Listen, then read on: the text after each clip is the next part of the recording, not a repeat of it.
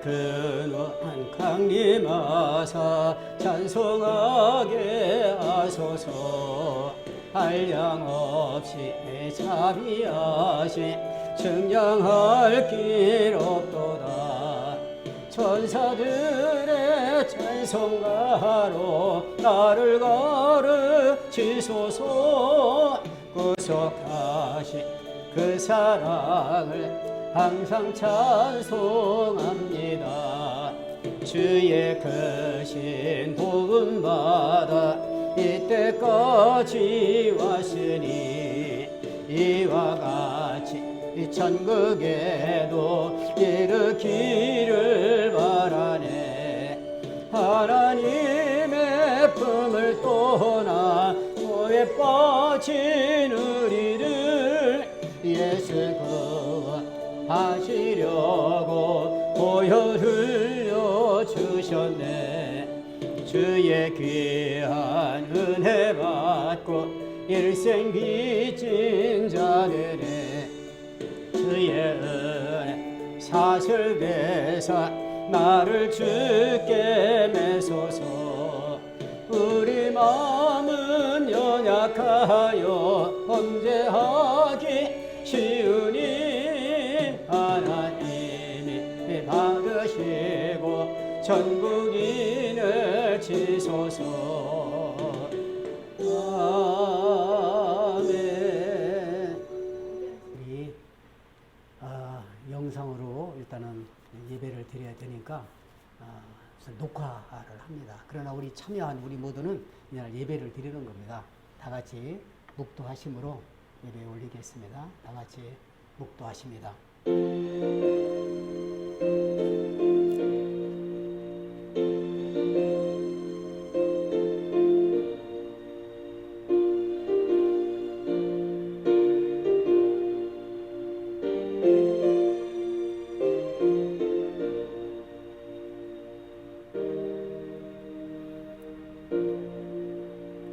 찬송과 영광만 받으시기 합당하신 아버지 하나님, 오늘 거룩한 주일입니다. 저희들 주님 전에 나올 수 있도록 인도해 주시고 하나님께 예배드릴 수 있도록 인도해 주심을 진심으로 감사드립니다. 사정에 의해서 오늘 또한 영상으로 예배를 드리오니 하나님께서 이 모든 사정을 아시고 우리의 예배를 기뻐 받아 주옵소서. 또 이 시간 함께 참여하여 예배드리는 우리나 또 영상으로 함께한 우리 모든 성도들에게 은혜 베풀어 주셔서 오직 하나님께만 영광이 되는 귀한 예배가 되게 하여 주옵소서. 감사드리며 예수님의 이름으로 기도하옵나이다. 아멘. 40장 보겠습니다.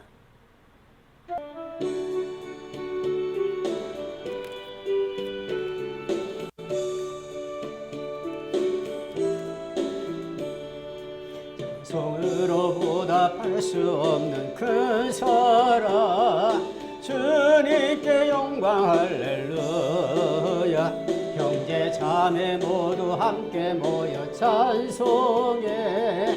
주님께 영광 할렐루야. 하나님의 자녀요 크게 찬송 부르며 걷고 거룩한 길로 기쁨으로 나아가 주의 보좌 앞으로 속히 들어가겠네. 주님께 영광 할렐루야. 우리 받은 주님 은혜 한량 없도다. 주님께 영광 할렐루야. 기쁜 찬송 부르면서 천 가겠네. 주님께 영광 할렐루야. 하나님의 자녀요 크게 찬송 부르며 밝고 거룩한 길로 기쁨으로 나아가 주의 보좌 앞으로 속히 들어가겠네. 주님께 영광 할렐루야. 잠시 후에 우리 모두 주 보겠네. 주님께 영광 할렐루야. 영광스런 보좌 위에 거하신 주님께 영광 할렐루야. 하나님의 자녀여 크게 찬송 부르며 밝고 거룩한 길로 기쁨으로 나아가 주의 보좌 앞으로 속히 들어가겠네. 주님께 영광 할렐루야. 만국 백성 천국에서 소리 높여서 주님께 영광 할렐루야. 영원토록 주의 공로 찬양하겠네. 주님께 영광 할렐루야. 하나님의 자녀여 크게 찬송 부르며 밝고 거룩한 길로 기쁨으로 나아가 주의 보좌 앞으로 속히 들어가겠네. 주님께 영광 할렐루야. 아멘. 성시교도 제39번 성시교도 제39번 시편 95편 교독합니다. 오라 우리가 여호와께 노래하며 우리가 감사함으로 그 앞에 나아가며 여호와는 크신 하나님이시오 땅의 깊은 곳이 그의 손안에 있으며 바다도 그의 것이라. 그가 만드셨고 오라 우리가 굽혀 경배하며 그는 우리의 하나님이시오 우리는 그가 기르시는 백성이며 그의 손이 돌보시는 양이기 때문이라. 아멘.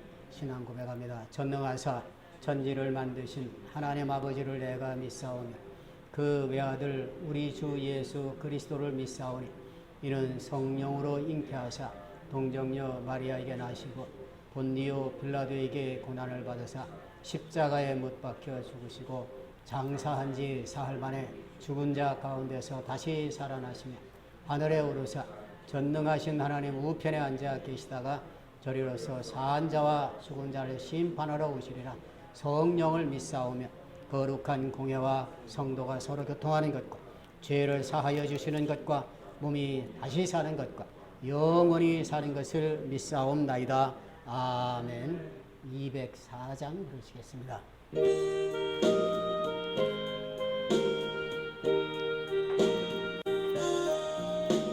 주의 말씀 듣고서 순행하는 자는 반석 위에 돋았고 집을 지은 같아. 비가 허물나며 바람 부딪혀도 반석 위에 채운 집 무너지지 않네. 잘 짓고 잘 지세 우리 집 잘 지세. 만세 반석 위에다 우리 집 잘 지세. 주의 말씀 듣고서 행치 않는 자는 모래 위에 돋았고 집을 지음 같아. 비가 오고 물나며 바람 부딪힐 때 모래 위에 세운 집 크게 무너지네. 잘 짓고 잘 지세 우리 집 잘 지세. 만세 반석 위에다 우리 집 잘 지세. 세상 모든 사람들 집을 지는 자니 반석 위가 아니면 모래 위에 짓네. 우리 구주 오셔서 지은 상을 줄 때 세운 과로 따라서 영영상을 주리. 알지고 잘 지세 우리 집 잘 지세. 만세 반석 위에다 우리 집 잘 지세. 세상 모든 사람들 집을 짓는 자니 반석 위가 아니면 몰 위에 짓네. 우리 구주 오셔서 지은 상을 줄 때 세운 공로 따라서 영영상을 주리. 잘기세 우리 집 잘지세 만세 반석 위에다 우리 집 잘지세. 아멘. 기도하겠습니다. 거룩하시고 전능하신 아버지 하나님, 오늘 또 새로운 한 날을 우리에게 허락하시고 주의를 또 허락하여 주셔서 주님 앞에 나올 수 있도록 인도하여 주신 은혜 진심으로 감사드립니다. 코로나19 바이러스로 인하여서 예배당에 나와서 예배드리지 못하는 안타까운 현실 앞에 주님을 사모하며 사랑하는 마음으로 영상으로 예배를 드리는 분도 있습니다. 영상을 준비하며 예배당에 나와서 함께 예배드리는 성도들과 가정에서 또한 주일 예배를 드리는 성도들에게 이 시간도 큰 은혜를 내려 주옵시고 어떤 상황에서도 하나님께 영광 드리는 삶을 더 깊이 아버지 살 수 있도록 인도하여 주옵소서. 거룩하시고 존귀하신 아버지 하나님, 속히 이 코로나 사태가 해결되고 속히 회복되고 모든 것이 다 고쳐지기를 원합니다. 정상으로 회복되기를 원합니다.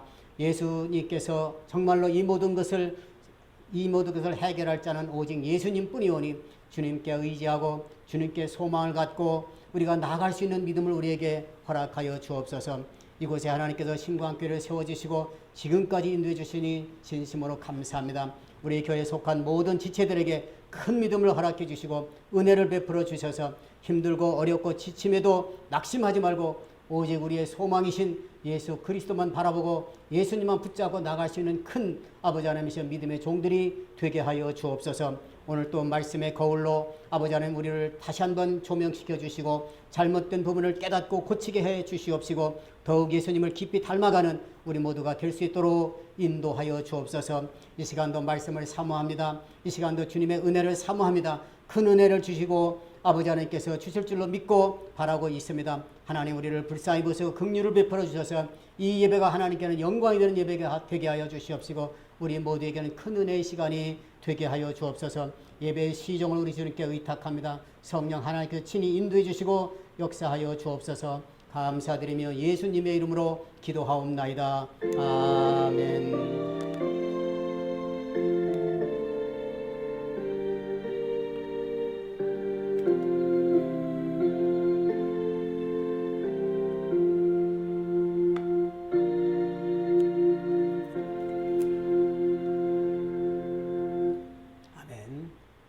하나님 말씀은 로마서 2장 17절로 29절 말씀입니다. 로마서 17절로 29절까지 시작. 유대인이라 불리는 내가 율법을 의지하며 하나님을 자랑하며 율법의 교훈을 받아 하나님의 뜻을 알고 지극히 선한 것을 분간하며 맹인의 길을 인도하는 자요 어둠에 있는 자의 빛이요 율법에 있는 지식과 진리의 모본을 가진 자로서 어리석은 자의 교사요 어린 아이의 선생이라고 스스로 믿으니 그러면 다른 사람을 가르치는 내가 내 자신은 가르치지 도둑질을 하지 말라 선포하는 내가 도둑질하느냐 간음하지 말라 말하는 내가 간음하느냐 우상을 가증히 여기는 내가 신전 물건을 도둑질하느냐 율법을 자랑하는 내가 율법을 범함으로 하나님을 욕되게 하느냐 기록된 바와 같이 하나님의 이름이 너희 때문에 이방인 중에서 모독을 받는도다. 내가 율법을 행하면 할례가 유익하나 만일 율법을 범하면 내 할례는 무할례가 되느니라. 그런즉 무할례자가 율법의 규례를 지키면 그 무할례를 할례와 같이 여길 것이 아니냐. 또한 본래 무할례자가 율법을 온전히 지키면 율법 조문과 할례를 가지고 율법을 범하는 너를 정죄하지 아니하겠느냐. 무릇 표면적 유대인이 유대인이 아니요 표면적 육신의 할례가 할례가 아니니라. 오직 이면적 유대인이며 할례는 마음에 할지니 영에 있고 율법 조문에 있지 아니한 그 칭찬이 사람에게서 다만 하나님에게서니라. 아멘. 아멘. 찬송 한 장 더 부를게요. 304장 한 장만 부르겠습니다. 크신 하나님의 사랑.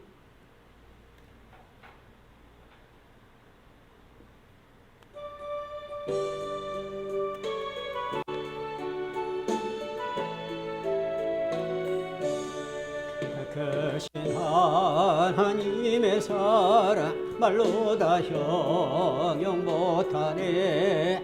저 높은 별을 넘어 이 낮보다 큰 땅 위에 죄범한 영혼 구하려 그 아들 보내사 화목제물 삼으시고 죄 용서하시네.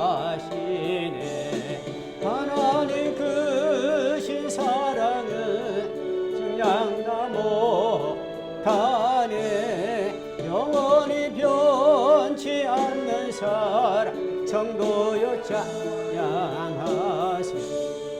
외로운 시절 지나가고 땅 위에 영화세할 때 믿지 않던 영혼들 큰 소리 외쳐 울어도 주 믿는 성도들에게 큰 사랑 베푸사 우리의 죄 사했으니 그 은혜 잊을까.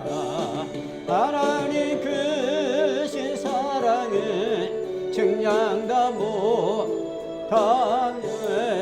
영원히 변치 않는 사랑 성도여 찬양하세. 나를 구름 아래 삼고 너를 먹물 삼아도 하나는 하나님의 사랑 다 기록할 수 없겠네. 하나님의 크신 사랑 그 어찌 닿았을까. 저 하늘 높사도 채우지 못하리. 하나님 크신 사랑은 증량다 못하네. 영원히 변치 않는 사랑 성도여 찬양하세. 아멘. 예, 오늘과 다음 주일은 코로나로 인해서 교회에서 정상 예배를 드리지 못합니다. 안타까운 일이지만은 우리가 정부 시책에 잘 적극적으로 호응하고 이 방역 수칙을 잘 지킴으로 교회를 위해서 이렇게 확진자가 자꾸 이렇게 번지지 않도록 우리가 정말로 노력을 해야 될 것 같습니다. 요즘에 교회에서 확진자가 많이 이렇게 확대된다고 하는 것을 볼 때, 전파된다는 이야기를 들을 때 굉장히 마음이 아파요. 또 저는 목사로서 우리의 책임이 참 크구나 이런 생각을 합니다. 오늘 말씀은 우리가 잘 아는 말씀이죠. 표면적 유대인과 이면적 유대인이라고. 표면적. 제가 어떤 영상에 보니까 이런 이야기가 있더라고요. 미국의 미국이 아니라 전 세계적으로 제일 유명한 대학, 좋은 대학이라고 하면 아마 하버드 대학을 우리가 말할 것입니다. 근데 하버드 대학에 어느 날 그 아주 모습이 조금 초라한 그런 부부, 노인이 찾아왔다는 거예요. 찾아와서 그 수의 경비한테 말하는, 나 총장 좀 만나게 달라고. 총장님 좀 만나서 꼭 할 얘기가 있다고. 그러니까 이 수의가 보니까 옷이 아주 남루하고 노인네고 별로 그렇게 총장 만나서 할 얘기가 없을 것 같은데, 근데 자꾸 나한테 말하라니까 자꾸 말 안 하고 총장을 꼭 만나게 해달라고 그렇게 말하더라고요. 그런데 그 수의가 거절하고 어쩔 수 없이 이 노인 두 분이 이제 가려고 하다가 그 수의한테 물어본 거예요. 선생님, 혹시 이만한 대학을 지으려고 하면은 돈이 얼마나 들어갑니까? 이렇게 물어보더라는 거예요. 그러니까 이 수의가 생각하기는 역시 이 사람이 좀 정신이 좀 나갔구나. 이렇게 생각을 하면서 대꾸도 않고 빨리 나가시라고. 선생님 빨리 나가시라고. 이렇게 하면서 일단 보냈다는 거예요. 그리고 나서 이제 이 노인이 정말로 억만장자에는 엄청난 그런 큰 부자였기 때문에 자기가 생각하다 못해 뭘 했느냐. 하버드 대학과 같은 그 대학을 세우려고 해서 실제로 세웠다는 그 대학이 여러분도 아시잖아요. 스탠포드 대학이라는 거예요. 스탠포드 대학. 이렇게 유명한 대학을 세워. 그러니까 그 하버드 대학에 그 소식을 들었을 거래요. 그 후에. 그래서 하버드 대학에는 이런 글이 써 있다고 그래요. 사람을 외모로 판단하지 말라. 이렇게 써 있다는 거예요. 얼마나 뭐라 그럴까요? 좀 아쉬울까요? 이 하버드 대학이 정말 그분을 총장으로 이렇게 인도해서 하버드 대학을 더 크게 더 아주 많은 시설을 갖추고 그렇게 했다면 얼마나 학교가 좋았을까. 그런 이야기를 제가 들으면서 오늘 성경도 보면은 말씀도 보면 표면적 유대인이 얼굴로 겉으로 표나는 그런 유대인이 있고 이면적 유대인이 있다는 거예요. 우리 교회도 마찬가지고 또 사회도 마찬가지인 것 같아요. 좀 교회 안에도 이렇게 그럴싸하게 이렇게 옷을 입고 온 분들 오면은 뭐 성경에도 다 나오는 말씀, 예수님도 그런 말씀 하셨잖아요. 앞자리에 앉아라 하고 또 그 남루한 옷을 입고 오면 뒷자리에 앉아라 하고 이렇게 하는 사람을 외모로 판단하는 것이 너무나 많은 것 같아요. 사람을 잘 판단해야 되는데 그 말씀이 오늘 본문의 말씀인 것 같아요. 저는 뭐 우리 목사님보다는 뭐 이렇게 목회를 이렇게 짧게 했지만은 설교가 굉장히 힘들어요. 너무 힘들어요. 그런데 어떤 목사님들은 뭐 설교가 쉽다는 저는 너무 힘들어요. 근데 오늘 같은 설교는 너무나 힘든 거예요. 마치 제가 지지난주에 와서 한국에 와서 이 건강 검진을 받았잖아요. 건강 검진을 받고 그 검사를 이제 그 결과를 보러 오라고 할 때 의사 앞에 서는 것과 같아요. 야, 가면 혹시 뭐 큰 병이 있다고 하면 어떡하나 이런 생각도 하게 되고 다른 병이 없을까 이런 생각을 하면서 의사 앞에 가는데 오늘도 똑같은 말씀이에요. 꼭 의사 앞에 서는 것 같이 건강 검진 받는 것 같이 오늘 이 말씀을 보면은 내가 과연 이런 설교를 해야 되는가 할 수 있는 자격이 있는가 이런 생각을 들 때가 있어요. 그러나 우리는 이 말씀이 거울이 되어서 내가 잘못된 부분이 무엇인가 서로 고쳐야 돼요. 이 말씀에 비춰서 내가 잘못된 부분이 무엇인가 정말로 말씀에 비춰서 조명해서 내가 잘못된 부분을 자꾸 고치고 그런 노력을 우리가 잊지 말아야 될 것입니다. 오늘 말씀은 자, 표면적 유대인과 이면적 유대인.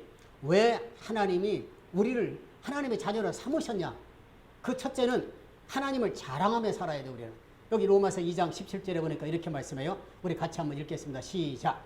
유대인이라 불리는 율법을 하나님을 지금 로마서 1장부터 3장까지는 유대인에 관해서 사도 바울 사도님께서 말씀해 주신 거죠. 그러니까 이 유대인이라 불리는 내가 율법을 의지하며 하나님을 자랑하며 이렇게 살아야 된다는 거야. 지금 여기서 유대인이라고 말하면 지금 현재 영적으로 말하면 우리 그리스도인들 말하잖아요. 우리는 늘 하나님 말씀을 의지하고 하나님을 자랑하며 살아야 돼. 이거 하기 위해서 하나님께서 우리를 하나님의 자녀로 삼으셨다는 거야. 그래서 이 유대인들에게 그렇게 사도 바울이 말하는 거예요. 너희들 유대인이라 불리는 네가 율법을 의지하고 하나님을 자랑하며 늘 살고 있지 않느냐. 그 다음 두 번째는 뭐냐. 18절에 보니까 이렇게 말씀해요. 율법의 교훈을 받아 하나님의 뜻을 알고 지극히 선한 것을 분간하며 하나님의 뜻을 알고 살아야 된다는 거예요. 그러니까 유대인들이 그렇게 살고 있다는 거예요. 그런데 그 다음에 가서는 이제 그렇게 실행에 옮기지는 않지만 그걸 알고 있다는 거예요. 알고. 율법을 알고 있고 하나님의 뜻을 알고 있다는 거예요. 여러분 하나님의 뜻을 안다는 게 얼마나 감사한 일이고 얼마나 귀한 일입니까? 그 이스라엘 백성들이 그걸 알고 있다는 거예요. 율법의 교훈도 배워서 알고 있고 그러므로 하나님의 뜻을 알고 있고 그 선한 것을 분간해요. 무엇이 잘못이고 무엇이 잘된 것인가 이걸 분간할 수 있는 그런 것을 알고 있다는 거예요. 요즘에 가짜뉴스가 너무 많잖아요. 저는 이 가짜뉴스 제가 순진해서 그런지 저는 좀 뭔가 자꾸 믿으려고 하는데 우리 어느 집사님이 그렇게 말해요. 지난번에 8월 15일 날 광화문 집회를 아마 갔다 온 것 같아요. 광화문 집회를 갔다 온 것 같은데 거기 가서 직접 봤는데 경찰 버스가 이렇게 사람을 못 가게 이렇게 차단벽을 이렇게 했잖아요. 근데 거기를 지나가던데 이 버스가 뒤로 뭐 해서 거기에 사람이 껴서 그래갖고 막 이걸 좀 빼달라고 했는데 빼주지 않아가지고 결국 그 사람이 기절하고 결국 사망했다, 죽었다 이런 얘기를 해요. 저는 정말인 줄 알았어요. 그래서 제가 유튜브를 다 검색을 해서 그 영상을 봤어요. 그랬더니 정말 그거 볼 때 너무 안타까웠어요. 사람이 거의 죽고 막 이거 두드리고 옆에 있는 사람들이 막 이 전경차를 막 두드리는 거예요. 경찰차를. 그래서 이렇게 앞으로 빼달라고. 그런데 꼼짝도 아니고 사람도 나오지도 않아요. 그러니까 그 사람이 거기에 끼어가지고 막 그냥 죽을 막 힘을 다해요. 그래서 저 죽은 줄 알았어요. 정말 그러면서 그때 제가 분개했어요. 야, 이렇게 사람을 이렇게 정말 많은 백주에 사람이 이렇게 많은 이런데 이렇게 사람을 죽게 하나. 그러면서 그 집사님이 그래요. 이런 거는 이제 앞으로 유튜브에 안 나온다는 거예요. 그래서 저는 정말인 줄 알았어요. 그래서 굉장히 분개하고 나서 설마 그럴 수 있겠는가 해서 다시 검색을 했어요. 그랬더니 나중에 봤더니 그게 그렇게 했는데 그 사람이 기절해서 거기서 이제 꺼내서 거기서 인공호흡을 해서 119고 와서 실어 갔더라고요. 그 서울대 병원에 가서 보니까 이제 진료를 받으라고 하니까 나 괜찮다고 해서 그냥 갔어요. 그 경찰서에 가서도 진술을 했는데 나 다친 데가 없다. 그래서 그냥 갔다고 해서 이렇게 들었어요. 자, 그러면은 이 가짜뉴스에 정말 사람을 죽인 것처럼 이렇게 하는 그런 걸 믿는 사람이나 그걸 정말 사실대로 알고 나서 그 후에 있었던 일을 알고 나서 이 사람이 살았구나. 이걸 했으면은 속히 모든 사람들이 그 가짜뉴스가 잘못됐구나. 이걸 인정을 해야 되는데 인정을 안 해요. 제가 요즘에 너무 우리나라가요. 너무 이렇게 극단적으로 가기 때문에 저 목사의 한 사람으로서 너무 제가 가슴이 아픈 거예요. 지금 극보수와 극진보 이 두 가지로 딱 나눠져서 가운데가 없는 거예요. 우리 경제도 그렇잖아요. 중도층이 잘 살아야 나라가 좋은 거 아니에요? 아주 잘 사는 사람, 극소수가 아주 잘 살고 많은 사람이 다 어렵게 살면 그것도 안 되고 또 이 많은 사람이 다 잘 살 수도 없고 그러니까 중도층이 많아야 그 나라가 부강한 나라고 잘된 나라잖아요. 그런 정책을 펴야 되는 거 아니에요? 그런데 지금 우리나라는 극우파만 있고 극좌파만 있는 거예요. 조금만 문재인에 대해서 칭찬하고 그러면은 완전히 그냥 대깨문이라고 하더라. 대깨문이라는 소리 무슨 얘기인지 알아요? 대깨문 집사님 대깨문이라는 소리. 집사님은 그 유튜브 잘 안 보네. 조금만 뭐라 그러면 그래요. 대깨문이라는 거예요. 대가리가 깨져도 문재인이라는 거예요. 그러니까 말을 못 하는 거예요. 조금만 태극기 부대 얘기하면 또 이쪽에 있는 사람들이 완전히 막 열성분자로 막 이렇게 말하는 거예요. 그게 너무나 가슴 아픈 거예요. 여러분 다 뉴스 보셨으니까 다 아시잖아요. 저는요, 좀 이렇게 냉정하게 무엇이 진짜인가 그걸 좀 알아야 되는 그런 우리의 이렇게 지식이 좀 지혜가 좀 있어야 된다. 이렇게 생각하는 사람이고 잘하면 잘한다. 못하면 못한다. 이제 무조건 잘하는 건 잘해도 못한다. 이러는 것은 이건 다 가짜뉴스에 이게 다 매몰돼 버리고 마는 거예요. 우리 여기도 우리 목사님도 다 이렇게 태극기 이런 쪽에 다 우리가 다 목사라고 하면 거의 다 보수 쪽이 많아요.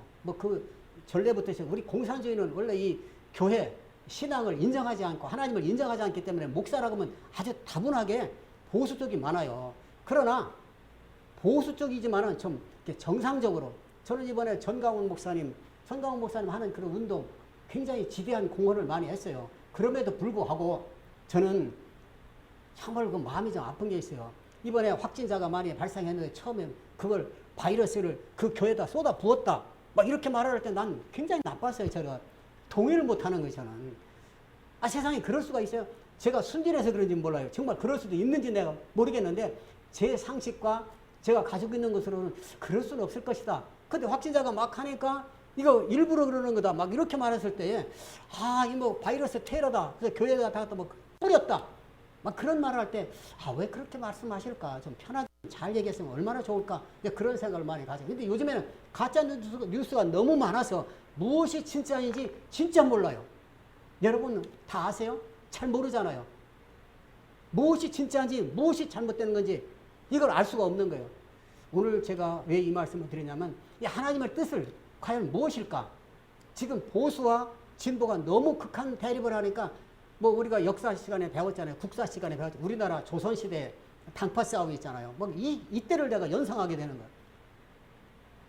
그러면서 옛날에 우리에게 완장을 채워주면은 사람 많이 죽이고 그런다는 이야기 듣듯이 뭐만 조금만 있으면 사람을 그렇게 억압하고 이런 것이 팽배되어 있고 또 이렇게 당파 싸움이 있고 조선시대 여러분 잘 아시잖아요. 제가 조선시대 그걸 읽으면서요. 어떤 사람이 이런 일이 있더라고요. 어떤 그 왕인지 왕의 아들인지 누가 죽었어요. 일찍 죽었는데 그 상복을 1년 입어야 되느냐 그 상복을 3년 입어야 되느냐 이것 때문에 싸워가지고요. 완전히 나라가 두동강이 나는 거 이런 걸 봤어요. 아니 그게 뭐 1년 하면 어떨까 3년 하면 어떨까 그게 그렇게 중요한 것인가 막 이런 생각을 할 때에 우리나라도 정말 이런 것 때문에 앞으로 교회가 참 우리나라가 정치적으로나 사회가 좀 이렇게 혼란이 많이 있겠구나 이런 생각이 들어서 제가 늘 이렇게 마음이 좀 이렇게 좀 이렇게 편하지 않습니다. 그래서 저는 막 너무 이렇게 보수 있는 분한테 가서 얘기할 때 이런 거는 좋지 않느냐. 지난번에 어떤 대화가 있었는데 기본소득에 대해서 얘기가 나왔어요. 기본소득. 처음에 기본소득에서 우리 재난지원금 준다고 할 때 이거 막 그냥 뭐라고 그랬냐면 이 유언비어로 막 나왔잖아요. 나라를 다 말아먹는다. 그러니까 이제 이거 재난지원금 줬으니까 이거 완전히 세금 폭탄 떨어질 것이다. 막 그래갖고 얼마나 반대한지 말도 못해요. 제가 그래서 그분한테 그랬어요. 그거 재난지원금 줬는데 그 나라가 어려우니까 그 재난지원금을 만약에 그런 마음을 갖고 나라를 사랑하는 마음이 있으면 자기 거를 반납하는 뭐 그런 제도도 있더라. 한번 반납해봐라. 이렇게 말했어요. 그렇게 다른 사람 다 받는데 왜 내가 반납하냐고 해서 그 반납은 안 하더라. 그러면 그냥 받아야 된다. 그러니까 정부에서 하는 건 무조건 반대만 하는 거. 그 이번에 또 제2차 재정지원금을 내자고 뭐 이재명 경기도지사가 먼저 얘기를 했더라고요. 그런데 그 원래는 여당에서 그거를 호응을 하지 않았어요. 근데 이걸 가지고서 이제 야당에서 김종인 대표가 그 얘기를 했잖아요. 이제 재난지원금을 다시 한번 생각을 해봐야 된다. 그래서 지금 통합당의 정강정책에 이 기본 국민소득을 줘야 된다. 이걸 넣었다고 그래요.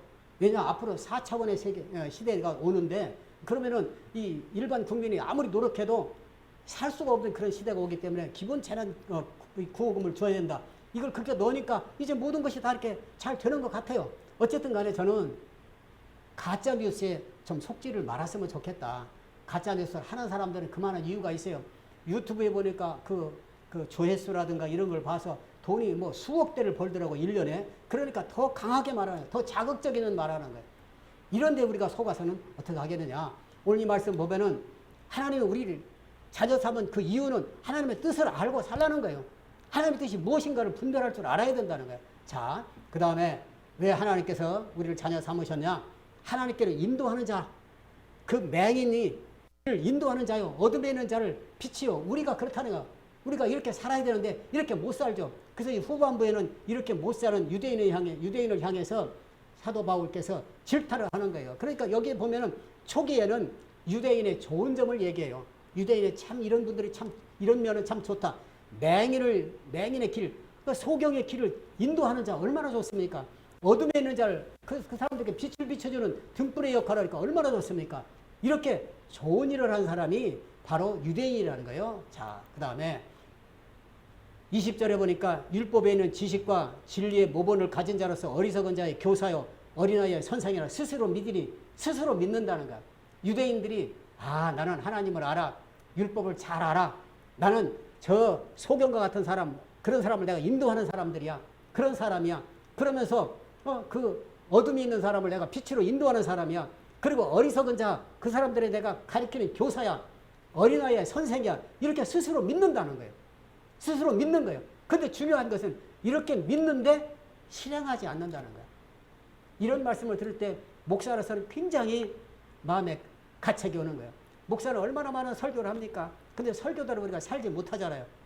나는 이렇게 계속 가르치면서 계속 선포하면서 나는 그렇게 왜 살지 못하는가? 늘 마음에 그런 그 채찍을 받게 되는 거예요. 그러니까 하나님께서 우리를 자녀를 삼은 이유가 모범적인 삶을 살아라 성도로서 이렇게 했는데 그런데 왜 그렇게 살지 못하느냐? 오늘 후반절에 보니까 21절과 22절에 같이 한번 읽겠습니다. 시작. 다른 사람.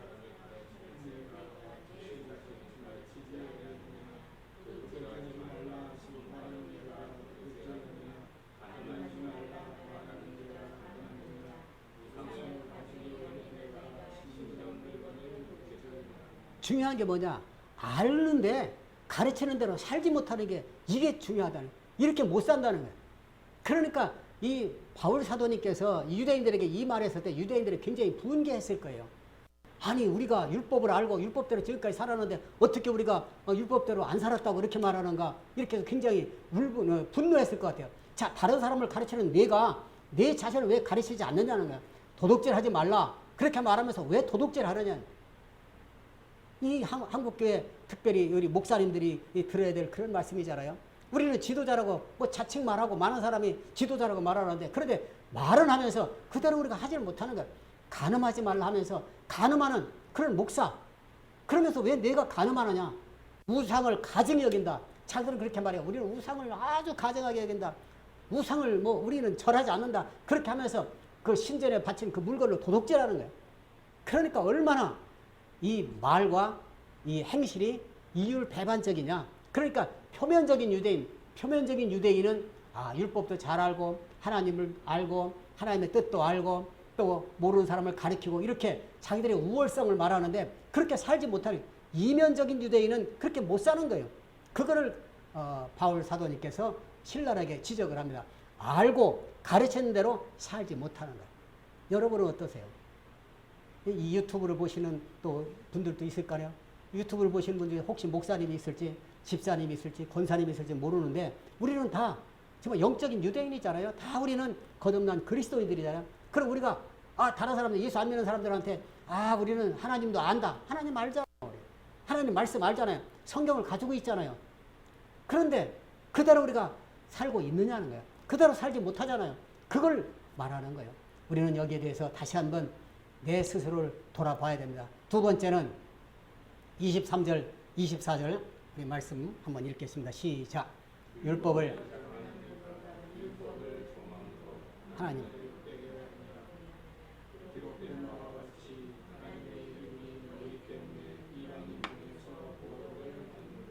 율법을 가지고 있는 걸 자랑하죠. 자랑할 만하죠. 우리가 성경을 가지고 있는 걸 자랑할 만하잖아요. 얼마나 감사한 일입니까?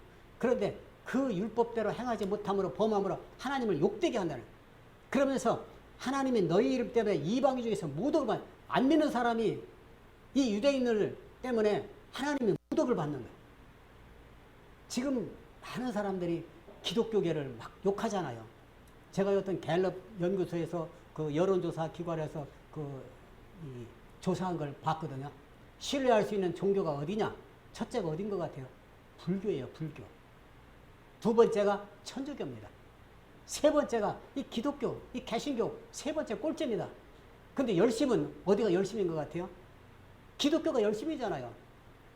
제가 아는 그 같이 있던 분 중에서 절에 다니는 분인데요. 1년에 한 번 아니면 두 번밖에 안 간대요. 열심이 별로 없잖아요. 우리야 매주 오잖아요. 뭐 지금이야 조금 뭐 코로나 때문에 조금 참석하는 그 숫자가 좀 줄어들었지만 주일날 뿐입니까? 주일날도 새벽, 아침, 오후, 저녁, 수요일날 매일 새벽, 금요, 철야 얼마나 많이 열심을 냅니까? 이렇게 열심은 내는데 그런데 세상 사람들이 우리를 보는 건 신뢰도가 마지막 제일 하위라는 거야. 얼마나 부끄럽습니까? 요즘에 인터넷 댓글을 보면은요, 기독교 때문에 못 살겠다는 거야. 교회만 없으면 살겠다는 거. 이렇게. 왜 그래요? 교회가 빛의 역할을, 소금의 역할을 감당하지 못하기 때문에. 그러니까 우리가 율법을 알아요. 하나님 말씀 알아요. 매일 설교를 들어요. 매일 설교를 해요. 목사도 설교하고, 전도사도 설교할 수 있고, 강도사도 설교하고, 또 듣기도 해요. 모든 성도님들 다 들어요. 하나님 말씀 늘 묵상해요. 그렇게 열심을 내요. 그런데 그렇게 못 사는 거예요. 그러니까 이방 사람, 예수 안 믿는 사람들이 야, 너 같으면 나 예수 안 믿겠다. 하나님의 영광을 가리는 거야. 하나님이 이방인 중에서 모독을 받는 거예요. 얼마나 지금 한국에서 기독교가 정말로 기독교인들이 잘못한 그런 행실로 말미암아 하나님을 정말로 이방인들이 예수 안 믿는 사람들이 하나님을 막 욕하잖아요. 하나님 있으면 저렇게 놔두냐고. 목사님이 여러 가지 성 스캔들에 연루되어 있다거나 또 물질 때문에 연루되어 있다거나 그래서 그게 얼마 지나지 않아서 또 텔레비에 나오고 또 얼마 있으면 또 나오고 막 이게 계속 반복되니까 거의 일상화 되다시피 하니까 예수 안 믿는 사람보다 더 비윤리적으로 살으니까 이런 일이 있는 거예요. 그러니까 이방인 중에서 모독을 받는다는 거예요. 이렇게 설교하는 저는 나은 줄 알아요. 똑같아요. 저도 제가 서두에 말씀드렸듯이 이런 설교할 때는 굉장히 힘들어요. 제가 왜? 설교 끝나고 나면 그렇게 제 마음속에 이제 양심이 저를 채찍하는 거예요. 야, 너는 그렇게 사냐? 너는 그렇게 살면서 너는 설교하냐? 이런 마음을 자꾸 찔러요. 그러나 우리는 부단하게 노력을 해야 돼요. 그렇기 때문에 잊을만 하면 이런 말씀을 다시 한번 듣고 묵상해야 되는 거예요. 그러니까 하나님을 욕먹게 하고 모독받게 하는 사람이 다른 사람이 아니라 목사요, 집사요, 장로, 권사, 예수 믿는 사람이 하나님을 욕먹게 만든다는 거예요. 요즘에 제가 늘 이렇게 요즘에 하도 이게 SNS가 막 발달되어 있으니까 뭐 여러 가지로 접하잖아요. 근데 그 중에서 이 기독교계 목사에 대해서 막 이렇게 모욕하는 막 그 말을 들으면은 이거 변명할 수도 없고 어떻게 말할 수도 없고 너무 부끄럽고 뭐 이럴 때가 너무나 많이 있어요. 다시 한번 율법을 자랑하는 내가 율법을 범함으로 하나님을 욕되게 하냐. 그 유대인들은 표면적인 유대인은 다 율법을 가지고 있어요. 그 로마서 우리가 다 안 읽었지만은 로마서 3장에 보면 유대인이 나음이 무엇이냐고 그랬어요. 유대인이 나은 게 뭐냐? 이스라엘 사람이 나은 게 뭐냐? 율법을 받았다는 거. 하나님이 율법을 받았다는 거. 이게 자랑이에요. 얼마나 자랑합니까? 정말 자랑할 만하지요. 하나님 말씀을 받았다는 거 얼마나 자랑할 만합니까? 그런데 그 자랑만 했지 그걸 지키지 못하니까. 그러니까 너희 때문에 하나님이 이방인 중에서 예수 안 믿는 사람 중에서 모독받는다는 거. 지금 너무나 우리 현실에 맞는 말씀이잖아요. 이게 2000년 전에 있었던 말씀인데 지금 얼마나 적나라하게 지금 우리를 현 시대를 대변하고 있는 것 같습니다. 자, 여기 보면은 누가 그럼 하나님의 자녀인가? 누가 하나님의 자녀인가? 오늘 28절, 29절 같이 한번 읽어보겠습니다. 시작.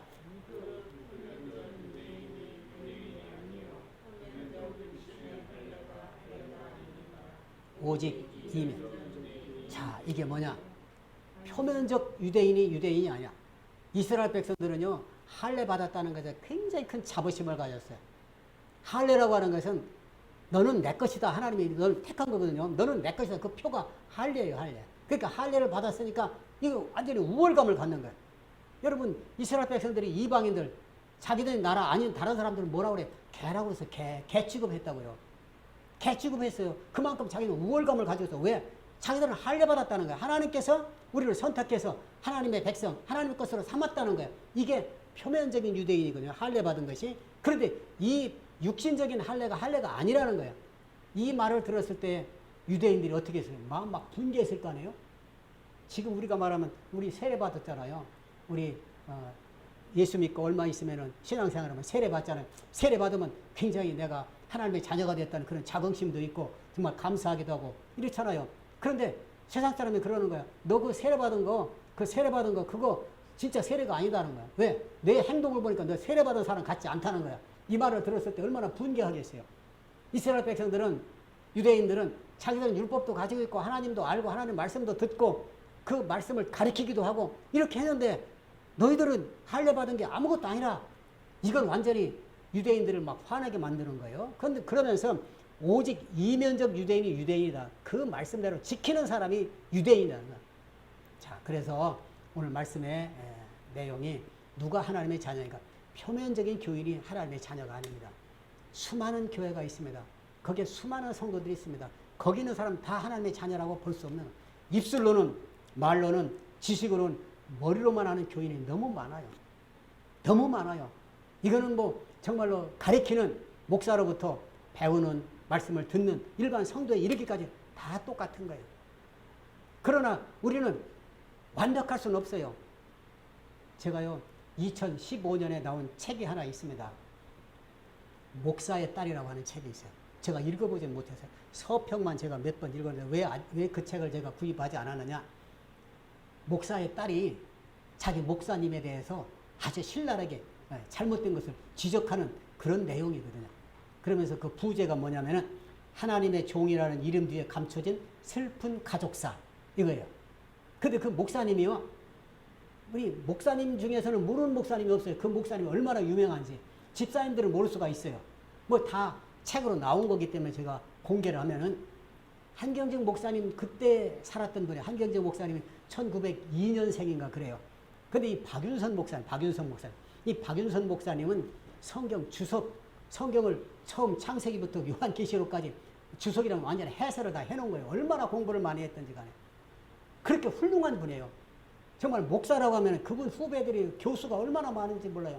한경직 목사님은 거의 목회만 하셨지만은 박윤선 목사님 목회도 했고 신학자로서 주석책도 많이 쓰시고 또 신학대학에서 강의도 하시고 이렇게 아주 정말로 훌륭하신 분이거든요.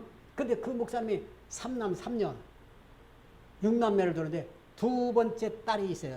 그 처녀가 박혜란 목사님이에요. 그 박혜란 목사님이 쓴 책이 목사의 딸이에요. 그 내용의 일부가 있어요. 그 내용의 일부가 뭐냐? 서울대 공대를 나와서 이 박윤선 목사님 딸 박혜란 목사님이 그리고 미국으로 유학 가서 그 미국에 유학 가서 음악을 또 공부했어요. 음악을 공부하다가 그리고 또 신학대학을 가서 신학대학교 가서 신학대학원 가서 거기서 석사 받고 박사 받았어요. 그래서 거기에서 지금도 미국에 계신 거 봐요. 2015년이니까 지금부터 한 5년 전이잖아요. 그런데 거기에 글에 뭐라고 썼냐면 자기는 아버지로서는 한 번도 느껴보질 않았다네요. 오직 목사로서 공인으로서 그리고 그분은 공부를 너무 많이 하셨기 때문에 어머니가 그 교통사고로 돌아가셨거든요. 그 돌아가셨을 때 이 아빠는 어디 있었냐면 네덜란드에 가서 유학생활을 했을 때요. 그런데도 와가지고 자녀들을 위로하지 않고 자녀들을 어떻게 하려고 했냐면은 이 아이들을 어떻게 할까? 고아원에 보내려고 했대요. 고아원에. 얼마나 그 자녀가 상처가 많았을까요? 그 아버지가 와서 위로해주고 걔네들을 좀 따뜻하게 해줘야 되는데 그런데 그거 하지 않고 어떻게 이 아이들 고아원에 보내? 왜? 나는 하나님의 종이니까 이 가정사는 내가 책임질 게 아니다. 이렇게 생각을 하고 그리고서 이 목회 그 다음에 신학 서적 내는 그 다음에 아이들 신학 대학생들 가르치는 거 이런 것만 전념을 했기 때문에 하나님의 종이기 때문에 나머지는 하나님의 책임지니까 난 관계없다. 가정사는 전부 사모님 차지거든요. 사모님. 그러다가 사모님이 돌아가셨잖아요. 그런데요. 너무 빨리 결혼하시고 재혼하시고 6개월 만에 재혼했어요. 6개월 만에. 그 재혼해가지고 이제 거기 이제 후처가 있고 후처가 있으니까 거기에 또 후처의 소생들이 있잖아요. 그러니까 여기서 이제 갈등 이런 문제를 가지고 이 목사님이 너무 아버지가 무관심하고 성경만 연구하고 목회만 하고 강의만 하고 유학만 하고 그래서 이 전처 소생과 후처 소생을 또 이렇게 갈등하고 그 차별하고 그래서 상처를 너무 많이 받은 거예요. 그러면서 아버지가 항상 뭐라면 나는 하나님이 종이다. 그러니까 나는 이 가정사는 나는 안 해도 된다. 하나님이 다 해주는다. 이런 걸 가지고 있었나 봐요. 그래가지고서 이 목사님이 너무 이 상처가 많아서 미국에서 아버지한테 뭐 메일을 보내는지 편지를 보냈대요. 이런 문제가 있어. 내가 상처가 너무 많이 한번 나한테 와서 한번 뭐랄까 사과라든가 이거 한마디만 해주면 내가 다 용서해주겠다. 이렇게 했으니까 이 아빠가 그 얘기를 듣고 미국을 건너간 거예요. 여러분 미국 건너갔으면 어떻게 했을 것 같아요? 그 목사님이 나이가 41년생이에요. 그 따님이 41년생. 그러니까 엄청나게 뭐 하잖아요. 그러니까 가서 뭐라고 했는지 알아요? 출애굽기 돼요. 출애굽기. 부모를 공경하지 않고 부모님에게 이렇게 대들면은 그 사형에 처한다는 그런 그 율법적인 그 말을 댄 거예요. 그러니까 회개하라고. 그러니까 그 딸이 얼마나 가슴이 아팠겠어요. 그러니까 우리가 사는 게 너무 율법주의로 살면 안 된다는 거예요. 그러니까 그 책을 목사님들이 자꾸 이렇게 전파하는 것을 그 후배들이 제자들이 못하게 해요. 왜? 아버지에 대해서 너무 비평을 많이 하고 이렇게 나쁜 쪽으로 가정사를 이야기했기 때문에 이렇게 자꾸 널리 퍼지지 않도록 이렇게 하기도 하는데 그러면서 어떤 목사님이 이제 이런 말씀을 했어요. 그 당시는 시대가 유교적이고 가부장적인 그런 권위적인 시대이기 때문에 그 아버지를 이해해야 된다. 이렇게 두둔하는 그런 제자들도 있더라고요. 어쨌든 간에 이 자식들이 아버지를 보는 것을 항상 타인을 정죄하는 거야. 잘못되는 걸 정죄하는 거야. 오늘 또 보면은 말씀이 그렇잖아요. 전부 정죄하는 거잖아요. 이 표면적 유대인들은 다 이 이방인들을 개처럼 취급하고 하나님 말씀도 갖지 못하고 그러니까 거의 다 비판하는 거예요. 제가 주변에 있는 분들한테 그래요. 혹시 주변에서 어려운 일이 있고 뭐 좀 잘못된 일이 있어도 비판하지 말고 사랑으로 감사로 받아들여 봐라. 잘하는 거 있을 거 아니냐. 그렇게 하다 보면은 우리는 모든 것을 다 받아들일 수 있다. 이렇게 제가 말합니다. 그러면서 그 책에서 결론으로 맺는 것은 자기가 예수 믿는데 한 번도 즐겁거나 행복한 적이 없다는 거야. 늘 내가 열심히 못해서 어떡하나, 하나님 앞에 혼나면 어떡하나, 이런 것만 머릿속에 있기 때문에 너무 율법주의 뭐 이런 것만 가르치고 그렇게 배워왔기 때문에 한 번도 자유로움을 누리지 못했다고 하는 이게 누구냐? 정말로 한국에서 최고라고 하는 그런 석학 신학자인 그 목사님의 딸, 그 따님도 목사님이시잖아요. 그런 박사님, 목사님 중에서 박사님이시잖아요. 그렇게 맺는 거예요. 그러면서 자꾸 스스로를 정죄하고 내가 이거 못하면 어떡하나. 평생을 그렇게 사시는 분이에요. 그리고 타인을 자꾸 정죄하고. 그래서 예수 믿는데 즐거움이 있고 행복이 있고 기쁨이 있었는데 이게 없었다는 거예요. 그걸 고백하는 거예요. 여러분, 오늘 우리는 다른 사람에 대해서 이렇게 지적하고 다른 사람을 비판할 것이 아니라 다 하나님 말씀을 알고 있어요. 우리 다 알고 있어요. 얼마나 감사해요. 하나님께서 우리를 살려주시고 하나님의 자녀 삼아주셔서 너무나 감사하잖아요. 그러니까 이제 우리는 비판적으로만 보지 말고 다른 사람 뭐 어떻고 저떻고 이렇게 할 것이 아니라 내가 하나님 말씀대로 살고 있는가?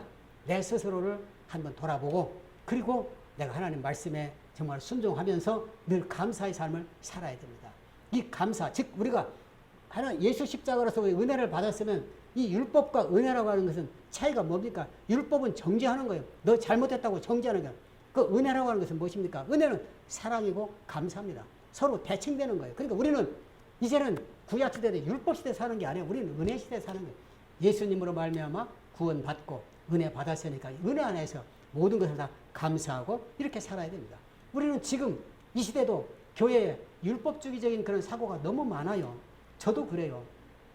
저도 그런 가부장적인 그런 게 있어서 자녀들한테 상처를 줄 때도 있었고 지금도 상처도 가지고 있을 수 있고 근데 그런 걸 생각하면 마음이 아프죠. 지금 이제 우리 후세대는 조금 나아졌어요. 왜? 세대가 많이 변했기도 했고 또 하나님 말씀이 이제 바로 잘 전달했기 때문에. 그런데 우리 세대만 해도 그렇게 배워왔고 아까 말씀드린 그 목사님도 그렇게 배워왔고 또 그렇게 가르쳤기 때문에 그 후세대의 그런 후배들이나 또는 그 제자들도 다 그렇게 살았어요. 잘못 살았어요. 그런데 우리는 율법주의적인 그런 사고방식을 벗어나야 됩니다. 무엇을 잘못하면 하나님은 우리를 채찍하고 그렇게 정죄하는 그런 하나님이 아니라 정말로 하나님의 자녀로서 이제 성령이 내 안에 있기 때문에 성령의 이끌림 대로 우리가 살고 늘 감사의 삶을 살아야 된다는 것. 중요한 것은 이제 우리는 표면적인 교인이 아니라 정말로 내면적인 교인. 나로 하여금 집사님 보니까 정말로 예수 믿고 싶다. 집사님 보니까 정말로 예수님의 향기가 난다. 사랑이 넘친다. 우리가 표정이 굳으면 안 돼요. 그래서 어느 목사님이 집회를 가면은 어느 교회에 부흥회를 가면은 그 성도님들 표정을 보면 안다는 거야. 표정이 딱딱하고 굳어 있으면은 이 교회는 율법적인 그런 그 교회로구나. 이런 생각이 들고 또 얼굴이 환하게 웃고 막 이렇게 기쁨이 가득한 그런 교회를 보면 이 교회는 은혜가 넘치는 교회구나. 이렇게 생각을 한다는. 그게 거의 다 맞았다는 거예요. 우리는 예수 안에서 정말 남을 정죄하며 살 것이 아니라 내 스스로 내가 어떻게 하나님 말씀대로 살고 있는가 오늘 말씀에 잘 우리가 조명을 해서 우리가 표면적인 유대인이 되지 말고 이면적인 유대인. 이름만 목사가 아니라 이름만 집사가 아니라 정말로 집사다운 목사다운 강성범 씨라고 옛날에 제가 한번 말했는지 모르겠는데 그분이 유튜브 방송을 하더라고요. 거기 보니까 항상 그래요. 뭐 판사를 뭐 이렇게 잘못된 걸 말하면 판사가 판사다워야 판사지 그래요. 검사가 검사다워야 검사지. 그 목사가 목사다워야 목사. 집사가 집사다워야 집사입니다. 그 말은 뭐냐? 정말 하나님 말씀 우리가 배운 대로 그대로 행함 있는 믿음을 가져야 된다. 우리는 표면적인 교인, 표면적인 이름만 있는 목사가 아니고 정말로 내면적으로 목사다운, 집사다운 그런 하나님의 자녀로 살아가야 합니다. 오늘 이 말씀대로 우리가 정말 하나님의 말씀에 순종하고 열매가 있어야 하나님의 자녀가 되고 또 실천하고 행함이 있는 교인으로서 하나님의 자녀가 됨을 다시 한번 깨닫고 우리 모두가 다 하나님의 말씀을 아는 것으로 끝나지 말고 행함 있는 그런 믿음을 갖는 우리 모두가 될 수 있기를 예수님의 이름으로 축복합니다. 기도하겠습니다. 하나님, 유대인 중에는 표면적인 유대인이 있고 이면적인 유대인이 있다고 합니다. 유대인들은 자랑이 많았습니다. 남을 정죄했습니다. 그러나 정말로 이면적인 그런 유대인은 내가 내적으로 성령이 충만하고 하나님 말씀에 그대로 순종하고 열매가 있는 그런 자가 이면적 유대인이라고 했습니다. 하나님 목사로서 집사로서 정말 내가 허울만 가진 그런 집사와 목사가 아닌지 내 내면에 하나님 말씀대로 행하고 실천하는 그런 믿음이 있고 그렇게 행함이 있는 자인지 다시 한번 깨닫게 하여 주시니 감사합니다. 이 말씀에 우리가 꼭 이 말씀대로 행하고 이 말씀대로 순종해서 하나님께 영광 돌리고 많은 사람들이 우리를 보면서 예수 믿고 싶은 마음이 많이 생길 수 있는 그런 하나님의 종들이 되게 하여 주옵소서. 예수님의 이름으로 기도하옵나이다. 아멘. 자, 찬송 부를게요. 51장 할게요.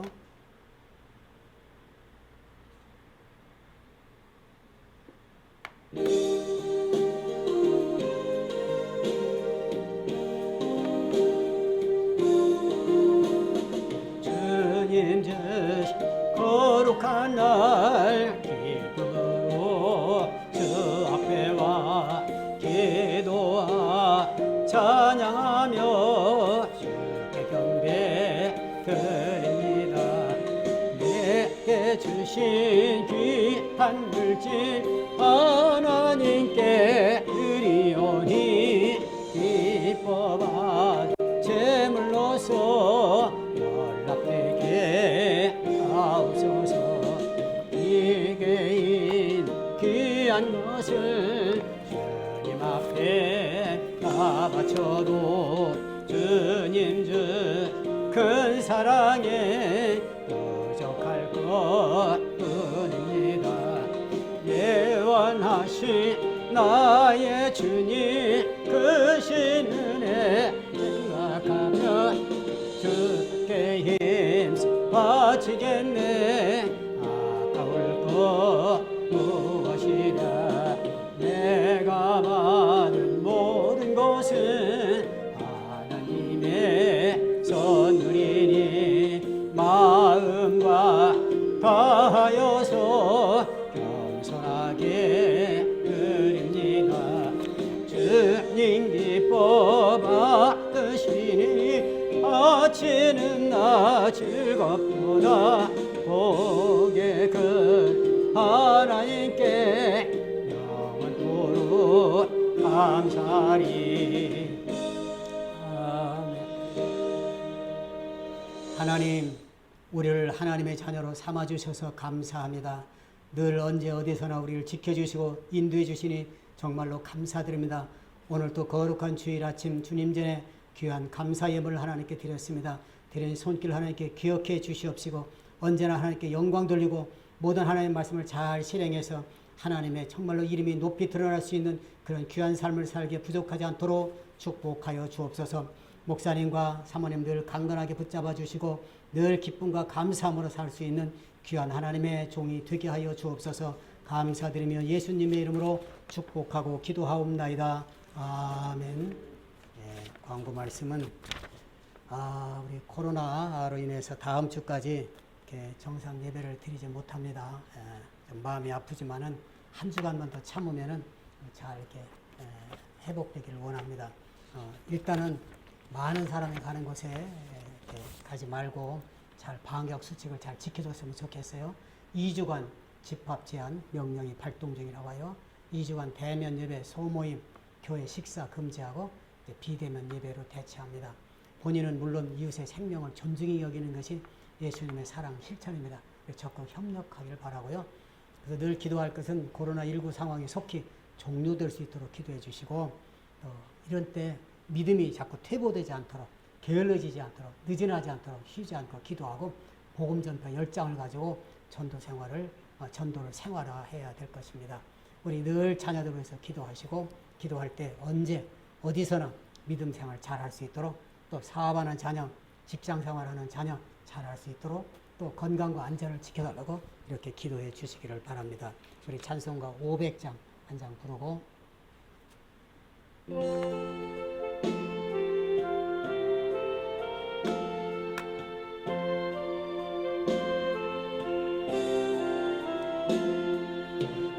건너 생명줄 건지어라 누가 저 형제를 구원하랴 때에 가까운 형제이니 이 생명줄 너가 던지려나 생명줄 던져 생명줄 던져 속에 빠져간다 생명줄 던져 생명줄 던져 지금 곧 건지어라 빨리 생명줄 건지어라 제하나 알아 저 형제 빠져간다 이 구조선 타고 속히 가 생명줄 던져 생명줄 던져 물속에 빠져간다 생명줄 던져 생명줄 던져 지금 곳간이 떠라 어서 생명줄 던지어라 저 형제 지쳐서 호독인다 시험과 근심에 거센 풍파 저 형제를 힘쓰러 몰아간다 생명줄 던져 생명줄 던져 물속에 빠져간다 생명줄 던져 생명줄 던져 지금 곧 건지어라 아멘. 지금은 우리를 위해서 이 땅에 오셔서 물과 피를 흘려주신 예수 그리스도의 은혜와 독생자를 이 땅에 보내주신 하나님의 만극하신 사랑하심과 세상 끝날까지 우리와 함께 하시며 우리를 지켜주시며 인도해 주시는 성령님의 감화 인도 역사 충만하신 은혜가 예수님의 향기를 드높이 날리며 예수님 믿는 모습을 많은 사람에게 보일 수 있는 귀한 삶을 살기로 작정하며 돌아가는 우리 모든 성도들 머리 위에와 가정과 직장과 자녀들 위에 이 나라 이민족 위에 이제로부터 영원토록 함께 있을지어다. 아멘.